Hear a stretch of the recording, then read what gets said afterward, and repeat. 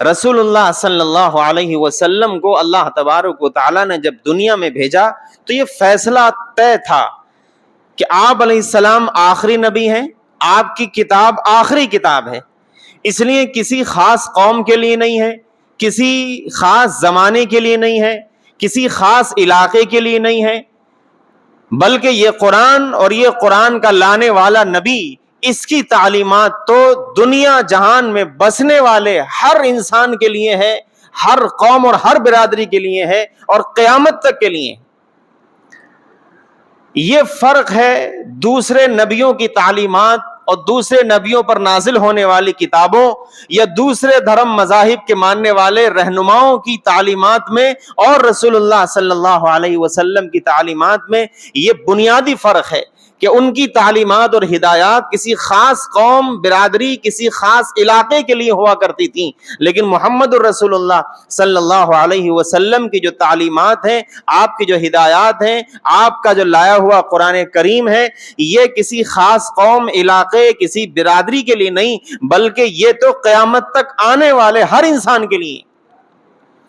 اسی لیے قرآن کریم نے یہ بات صاف کی، وَنَزَّلْنَا عَلَيْكَ الْكِتَابَ تِبْيَانًا لِكُلِّ شَيْءٍ، کہ اے نبی ہم نے جو آپ پر کتاب نازل کی ہے اس میں ہم نے ہر چیز کھول کے بیان کر دی، ہر چیز جس کی ضرورت انسانیت کو پڑے گی ہم نے اس چیز سے متعلق بنیادی اصول، اس کے بیسک کانسیپٹ ہم نے اس قرآن میں رکھ دیے ہیں۔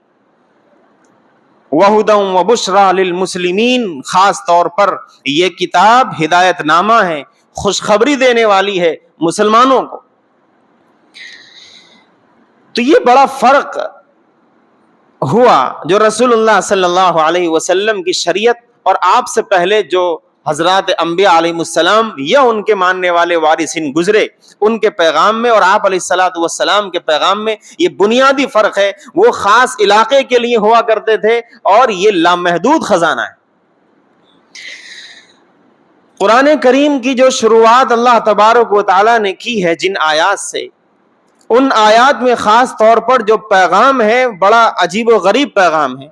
قرآن کی جو پہلی آیات ہیں، اقرأ بسم ربک الذی خلق، پڑھو اپنے اس رب کے نام سے جس نے تمہیں پیدا کیا، پڑھو اپنے اس رب کے نام سے جس نے تمہیں پیدا کیا، خلق الانسان من علق، اس رب کے نام سے پڑھو جس نے تمہیں جمے ہوئے خون کے ایک ٹکڑے سے پیدا کیا۔ اقرأ وربک الاکرم، اپنے اس رب کے نام سے پڑھنا سیکھو جو بڑا کریم ہے، فضل والا ہے۔ اپنے اس رب کے نام سے پڑھو جس نے انسان کو قلم کے ذریعے تعلیم دی، وہ چیزیں سکھائیں جو انسان نہیں جانتا تھا۔ اپنے اس رب کے نام سے پڑھنا سیکھو۔ قرآن کریم کی جو وحی تھی، پہلی وحی تھی، چونکہ جو حالات تھے مکہ مکرمہ کے وہ سب جانتے ہیں۔ رسول اللہ صلی اللہ علیہ وسلم کے نبی بنائے جانے سے پہلے کی جو صورتحال تھی، قتل کر دینا کسی کو بھی، چوری، ڈکیتی، زنا، لوٹ کھسوٹ، عزت و آبرو پر حملہ، بت پرستی، گانا بجانا، شراب، جوا، کوئی دنیا کی خرابی و برائی ایسی نہیں تھی جو مکے کے سماج میں اس زمانے میں نہ پائی جاتی ہو۔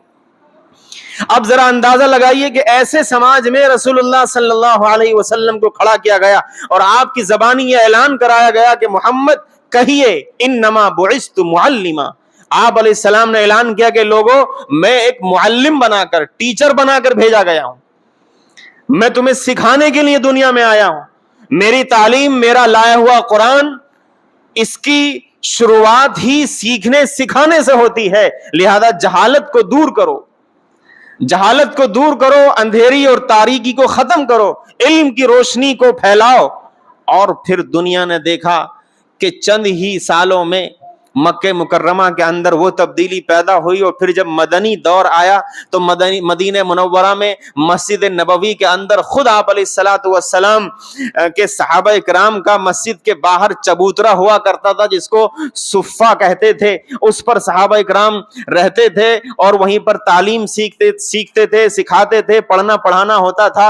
اور اسی طریقے سے مدینہ منورہ کی دوسری مسجدوں میں بھی تعلیم کے حلقے لگتے تھے، لوگ سیکھتے تھے، دوسروں کو سکھاتے تھے, اور پھر یہی سیکھنے سکھانے کا عمل ایسا بڑھتا چلا گیا کہ یہی صحابہ جب اٹھ کر کھڑے ہوئے اور دنیا کے کونے کونے میں پھیلے, تو مورخین لکھتے ہیں کہ پورا یورپ, افریقہ, ایشیا کے بڑے بڑے ممالک انہی صحابہ اکرام اور ان کے ماننے والوں نے پوری دنیا کے بڑے بڑے ممالک کو علوم سے روشن کر دیا, اور علم حکمت کی ایسی روشنی اور ایسے دیپ جلائے کہ دنیا منور ہو گئی. پورا قرطبہ, غرناطہ اور اسی طریقے سے اور دوسرے شہر بغداد, یہ تمام کے تمام علم کے مرکز بن گئے. اور پھر صورتحال آگے بڑھی, پوری دنیا کا جائزہ لیا جاتا تھا. مسلم حکمرانوں کے دور میں, خلفاء و سلاطین کے دور میں, وہ دیکھتے تھے کہ کون سی کتاب ہے دنیا میں جو بالکل ردی کے ٹوکرے میں پڑی ہوئی ہے, اس کو وہ نکلواتے اور اس کا ترجمہ عربی میں کراتے, مختلف زبانوں میں کراتے, اور اس کو پھر شائع کیا جاتا, دنیا میں اس کو عام کیا جاتا. ایسے بے شمار کتابوں کے ترجمے کیے گئے اور بے شمار کتابوں کو لوگوں تک پہنچایا گیا, اور علم کی ایسی روشنی دنیا میں پھیلا دی گئی جس کی مثال تاریخ میں پہلے کبھی نہیں ملتی. یہ محمد الرسول اللہ صلی اللہ علیہ وسلم کا وہ کارنامہ ہے جو آپ علیہ الصلوۃ والسلام سے پہلے کسی رہنما نے یہ کارنامہ انجام نہیں دیا. ہماری خرابی اور ہماری بربادی کی داستان اس وقت سے شروع ہوئی جب ہم نے اس تعلیم کو دو حصوں میں تقسیم کر دیا.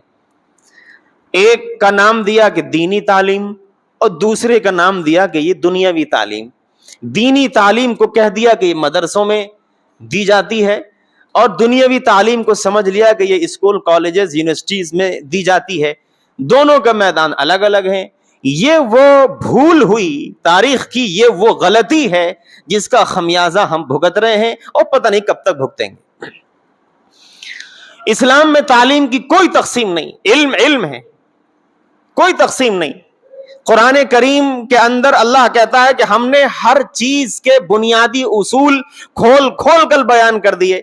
قرآن کہتا ہے علم آدم الاسماء کلہا, ہم نے آدم کو ہر چیز کے نام, ان کی خاصیتیں اور ان کے فائدے اور ان کے نقصانات سب ہم نے آدم کو سکھائے. اس کی فطرت میں, اس کے نیچر میں سارے علوم ہم نے رکھ دیے, اور وہی آدم اور اس کی آنے والی نسلیں, ظاہر ہے وہی سارے علوم و فنون, سارے سائنس اسی آدم کے نیچر میں جب ڈالے گئے تو اس کی آنے والی نسلوں کے اندر بھی وہی سارے علوم و فنون, سارے سائنس اس کی نسلوں کے اندر منتقل ہوئے.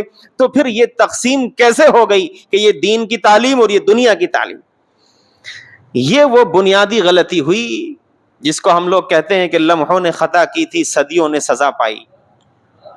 تو غلطی تو کسی دور میں یہ ہوئی, خاص طور پر خلافت عثمانیہ کے لاسٹ پیریڈ میں یہ غلطی ہوئی ہے کہ جنہوں نے تعلیم کو تقسیم کیا, اور اس کے بعد صورتحال یہ ہوئی کہ ہم بالکل ادھر سمٹ کے رہ گئے اور وہ دنیا میں ترقی کرتے چلے گئے. آپ ذرا سوچئے, قرآن کریم میں اللہ تبارک و تعالیٰ نے جو بنیادی چیزیں بیان کی ہیں, میتھمیٹکس قرآن میں بیان کی گئی, یوصیکم اللہ فی اولادکم للذکر مثل حظ الانثیین. میراث کا مسئلہ جہاں بیان کیا گیا قرآن میں, بہت ہی باریکیاں میتھمیٹکس کی قرآن میں بیان کی گئی کہ کوئی ایکسپرٹ اگر ہوگا تبھی ان کو سمجھ سکتا ہے, ورنہ نہیں سمجھ پائے گا. اسی طریقے سے قرآن نے ہسٹری بیان کی ہے, پرانی قوموں کی پوری تاریخ, نبیوں کی پوری تاریخ, قوموں کی ترقی, ان کی پستی کی جو صورتحال, جو اسباب بنے, ان کو قرآن نے بیان کیا. ہسٹری قرآن کریم کا یہ ایک بیسک سبجیکٹ ہے. اسی طریقے سے قرآن کریم یونیورس, پوری کائنات سے متعلق جب بات کرتا ہے کہ ہم نے سورج کو بنایا, ہم نے چاند کو بنایا, ہم نے آسمان کو بنایا, ہم نے زمین کو بنایا, ہم نے ستارے رکھے, ہم نے سورج کو والشمس تجری لمستقر لہا ذالک تقدیر العزیز العلیم, ہم نے سورج کو بنایا کہ وہ اپنے آربٹ میں چکر لگاتا ہے, ہم نے چاند کو بنایا کہ وہ اپنے آربٹ میں چکر لگاتا ہے, ہم نے زمین کو بنایا ایک سیارہ, ایک پلانٹ کے طور پر بنایا کہ وہ بھی اسی طریقے سے گھومتی ہے, چکر لگاتی ہے. قرآن کہتا ہے کل فی فلک یسبحون, ہم نے اس پورے گیلیکسی سسٹم میں ایسے ایسے ایسے سیارے پیدا کیے ہیں جو اپنے اپنے آربٹ پر، اپنے مدار پر، اپنی ایک مقدار کے اندازے کے مطابق اللہ نے جو طے کی ہے اسی کے مطابق چکر لگاتے ہیں. اور جب قرآن بیان کرنے پر آتا ہے تو وَالزَّارِيَاتِ ذَرْوًا فَالْحَامِلَاتِ وِقْرًا فَالْجَارِيَاتِ يُسْرًا فَالْمُقَسِّمَاتِ أَمْرًا. عجیب و غریب قرآن ہے یہ کہ یہ قرآن کہتا ہے کہ ہم ہوا چلاتے ہیں، دھول اڑاتے ہیں، اور پھر وہ سمندروں کے اوپر سے ہو کر وہ دھول گزرتی ہے، پانی کو اپنے اندر لے لیتی ہے، پھر بادل بنتے ہیں، پھر ہم بارش برساتے ہیں اور مردہ زمین میں جان ڈال دیتے ہیں. تو یہ سارے جو علوم ہیں یہ تو موجودہ زمانے کی سائنس سے تعلق رکھتے ہیں. یہ قرآن کریم میں کیوں ہے؟ معلوم یہ ہوا کہ قرآن کریم میں سائنس کی بنیادی معلومات جمع کر دی گئی، بنیادی اصول جمع کر دیے گئے. اسی طریقے سے میڈیکل سائنس، قرآن کریم میں جہاں انسان کی پیدائش کی باری آتی ہے، قرآن کہتا ہے من نطفۃ خلقہ فقدرہ ثم السبیل یسرہ، کہ ہم نے انسان کو ایک نطفے سے پیدا کیا. اور اس کی پیدائش کا بھی عجیب و غریب معاملہ ہے کہ ایک اتنی 2.5-3 کلو کا ایک بچہ اور نہایت تنگ جگہ سے اس کو باہر نکالتے ہیں، ہم نکالتے ہیں، راستہ ہم نے آسان کیا ہے. ہم نے انسان کو پیدا کیا کہ پہلے وہ ایک نطفہ تھا، پھر جمع ہوا خون تھا، پھر گوشت کا ایک ٹکڑا، پھر ہم نے ہڈی بنائی اور پھر ہم نے اس میں جان ڈالی اور اس کے بعد اس کو ہم دنیا میں لائے، اس کی غذا کا انتظام ماں کے سینے میں کیا اور پھر اسی طریقے سے اس کی تربیت کرتے ہوئے ہم نے اس کو بڑا کر دیا، جوان کر دیا، بوڑھا کر دیا، اس کو موت دے دی. یہ میڈیکل سائنس سے متعلق جو بنیادی معلومات ہے یہ قرآن کریم کے اندر موجود ہے. اب ہم ذرا سوچیں، مختصر طور پر ہم ذرا یہ اندازہ لگائیں کہ جو آدمی یہ کہتا ہو کہ یہ دینی تعلیم الگ ہے، دنیاوی تعلیم الگ ہے، اس سے بڑا گدھا پھر کوئی اور نہیں ہو سکتا. کیونکہ قرآن کریم کو صحیح طور پر سمجھنے کے لیے، قرآن کو جو آدمی سائنس سمجھتا ہو، میڈیکل سائنس سمجھتا ہو، جو آدمی ہسٹری جانتا ہو، جو آدمی میتھمیٹکس جانتا ہو، جو آدمی ایسٹرونومی کے حالات اور جو ماہر فلکیات ہو، وہ جو آدمی اس کا ماہر و ایکسپرٹ ہو، وہی قرآن کریم کو صحیح طور پر سمجھ سکتا ہے. اور ظاہر ہے ان چیزوں کو سمجھنے کے لیے ان کی تعلیم ضروری ہے، اور یہ تعلیم آپ کو جہاں ملے اس کو حاصل کریے، چونکہ وہ آپ کے دین کا حصہ ہے. وہ دنیا کی تعلیم نہیں ہے، وہ آپ کے دین کا حصہ ہے. اس میں یہ تقسیم بالکل غلط ہے کہ مدرسوں کے اندر صرف دینی تعلیم اور دوسری جگہوں پر دنیاوی تعلیم، اس طرح سے دو گروپ بٹ گئے. اور اب تو صورتحال یہ ہے کہ لوگ کہتے ہیں بھائی مدرسے کے اندر بھی تھوڑی بہت دنیاوی تعلیم ہونی چاہیے. ارے بھائی مدرسوں کے اندر یا اسکولوں کے اندر وہ تعلیم ہے جو تعلیم آپ کو صحیح راہ دکھائے، اچھے اور برے کی تمیز اور صلاحیت آپ کے اندر پیدا کرے، اسی کا نام تعلیم ہے، اسی کا نام قرآن ہے، اسی کا نام اسلام ہے، اسی کا نام محمد الرسول اللہ صلی اللہ علیہ وسلم کی لائی ہوئی شریعت ہے. آپ جو نام اس کو دے دیجئے. اس لیے ضرورت اس بات کی ہے کہ ہم اس وقت جو نیا سال یہ شروع ہوا ہے، نیا سیشن شروع ہوا ہے، اس نئے سیشن میں، نئے سال میں ہم جائزہ لیں کہ ہمارے گھروں میں، ہمارے محلوں میں، آس پاس میں، رشتہ داروں میں کتنے بچے ایسے ہیں جن کے ایڈمیشن ہو چکے ہیں، مدرسے میں ہوئے، اسکولوں میں ہوئے.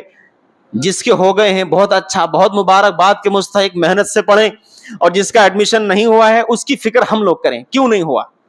گھر میں کوئی ہے ہم پوچھیں کیوں نہیں ہوا. ابھی ایک بچے سے میں نے پوچھا کیوں ایڈمیشن کیوں نہیں ہوا، پڑھنے نہیں گئے. کہا نہیں وہ ابھی خالہ کی بارات ہے، وہ ذرا ہو جائے تب نام لکھوائیں گے. تو ہم لوگوں کے اندر یہ بیماری ہے کہ ہم خود چاہتے ہیں کہ ہم علم سے پیچھے رہیں، اور علم سے پیچھے رہنے والی قوم دنیا میں کبھی ترقی نہیں کر سکتی. آج جب ہم یہ کہتے ہیں کہ اسرائیلی پروڈکٹس کا بائیکاٹ کریے، پیپسی مت پیجئے، کوکا کولا مت پیجئے، یہ مت استعمال کریے، یہ مت استعمال کریے، تو خالی اتنا کہنے سے کوئی کام نہیں بنے گا. ضرورت اس بات کی ہے کہ ان اسرائیلی پروڈکٹس کے مقابلے میں آپ انڈین کوئی حلال پروڈکٹ مارکیٹ میں لا کے دیجئے. تب کہیے لوگوں سے کہ نہیں یہ والا نہ استعمال کرو، یہ والا استعمال کرو، تب لوگ آسانی سے بائیکاٹ کریں گے. ہمارے پاس کچھ ہے ہی نہیں، ہمارے پاس تو وہی پیسہ ہے جو شادی بیاہ میں اڑا دیں گے. ضرورت اس چیز کی ہے کہ ہم یہ دیکھیں کتنے بچے فیس کی وجہ سے نہیں جا پا رہے ہیں, کتنے بچے کورس نہ خریدنے کی وجہ سے اسکول مدرسوں میں نہیں جا پا رہے ہیں. ہم ان کا انتظام کریں. جو صاحب حیثیت لوگ ہیں, جن کو اللہ نے 2 پیسے کی آمدنی دی ہے, وہ اس کی توجہ کریں, فکر کریں. اپنے محلوں میں, گلی گلیاروں میں, آس پاس میں ہر گھر والا یہ کوشش کرے کہ ادھر ادھر ادھر ادھر 4 گھروں کی ذمہ داری میری ہے. میں ان میں تحریک چلاؤں گا, مہم چلاؤں گا, پوچھوں گا سب سے کون اسکول جا رہا ہے, کون مدرسے جا رہا ہے, کون تعلیم سے دور ہے. جو دور ہے اس سے وجہ پوچھوں گا, اور اس کی ضروریات زندگی اور اس کی تعلیم کے سلسلے میں جو رکاوٹیں آ رہی ہیں, میں اس کو دور کرنے کی خود بھی کوشش کروں گا. دوسرے لوگوں کو متوجہ کروں گا کہ یہ بچہ تعلیم حاصل کرنا چاہتا ہے, لیکن فیس کے لیے پیسے نہیں, ایڈمیشن کے لیے پیسے نہیں, کتابوں کے لیے پیسے نہیں. خود بھی اور دوسرے لوگوں کو بھی اس طرح متوجہ کر کے اس بچے کی ضرورت کو پورا کر کے اس کو تعلیم سے جوڑوں گا. یہ کام اگر آپ کر لے گئے تو اللہ کی قسم آپ ترقی کریں گے اور آپ کی نسلیں ترقی کریں گی. اس وقت مسلمانوں کو جس چیز کی سخت ضرورت ہے وہ میرے نزدیک 2 چیزیں بنیادی ہیں. نمبر 1 تعلیم, جو سب سے بنیادی ضرورت ہے, اور نمبر 2 پر ان کے اپنے کاروبار کی مضبوطی,